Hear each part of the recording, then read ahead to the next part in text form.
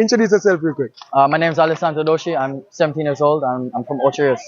All right, talk to me about today's game. What was Ardenne High School trying to do today against St. George's College?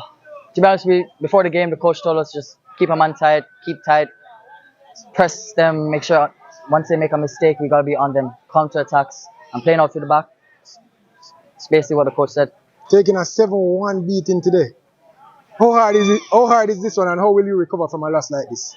I mean, to be honest, this has been my biggest loss, and I mean, to recover, we just gotta keep our heads up. I mean, learn from our mistakes, fight harder, because there wasn't really much of a fight, but it's a team thing, so we gotta do better. All right, and what's Ardenne planning in the Manning Cup this year? What are you trying to accomplish? To be honest, before the season started, our goal was to get out the group, come second. I mean, we knew Georges were going to be a really good team to come out, so we put them first and we put Ardenne second. So we're still fighting for it. All right, well, better luck next time, and keep it up. Come on, thanks.